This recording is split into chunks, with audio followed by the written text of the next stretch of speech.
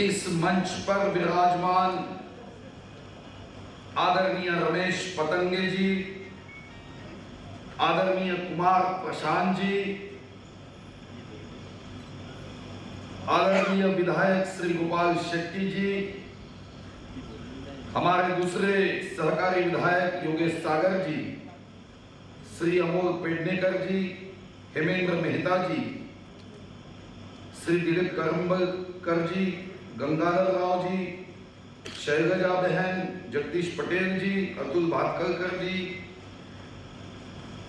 और यहाँ पर उपस्थित मेरे सभी प्यारे राष्ट्रभक्त भाइयों और मां बहनों, सर्वप्रथम हिंदी विवेक द्वारा प्रकाशित नितिन गडकरी विशेष पूर्ति अंक का विमोचन हुआ ऐसा मैं घोषित करता हूं। साप्ताहिक विवेक के सभी पदाधिकारियों को धन्यवाद देता हूं। हेमेंद्र मेहता जी को भी विशेष रूप से धन्यवाद देता हूं कि इस कार्यक्रम का निमंत्रण मुझे दिया और आप जैसे अच्छे लोगों को दर्शन करने का सौभाग्य हमें प्राप्त हुआ।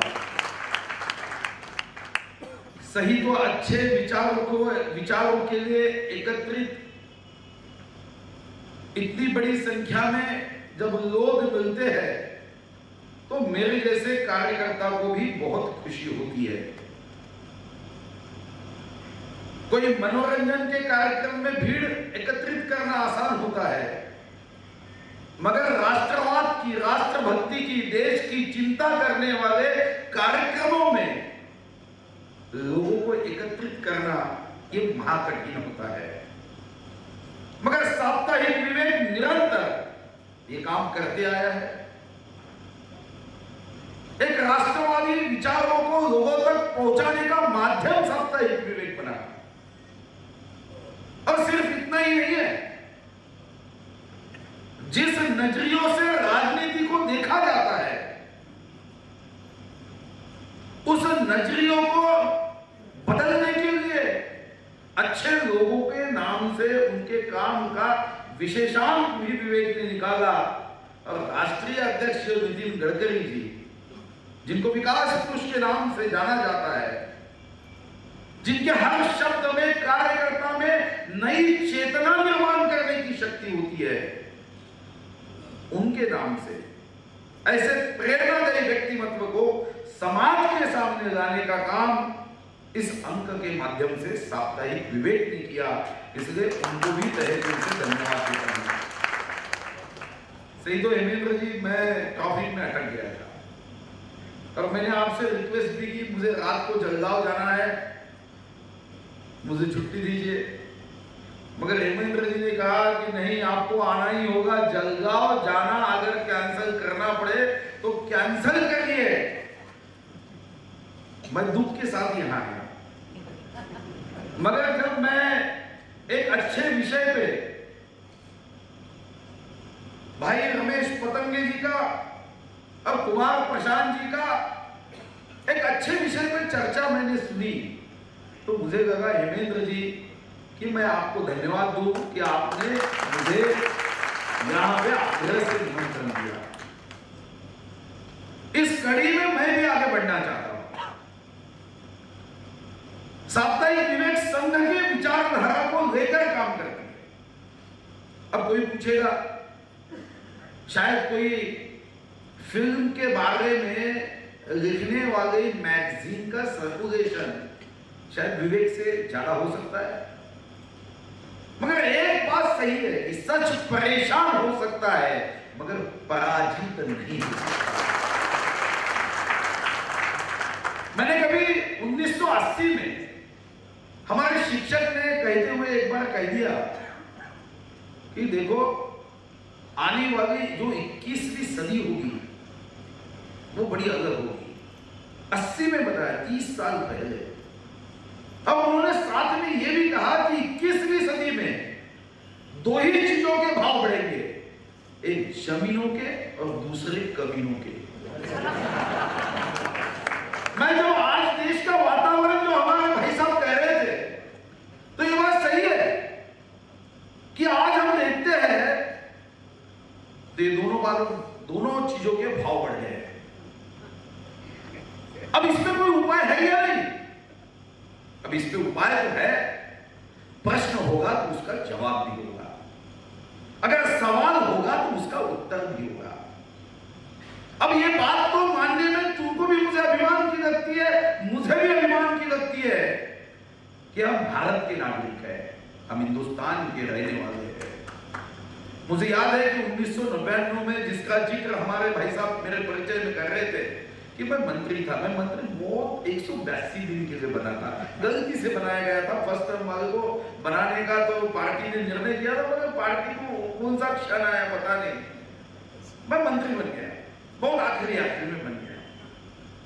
अब जब मैं एक बार मुंबई से दिल्ली राजधानी एक्सप्रेस से निकला तो मेरे सामने एक उद्योगपति बैठे थे, परिचय हुआ। मैंने परिचय होने के बाद पूछा आप क्या करते हो?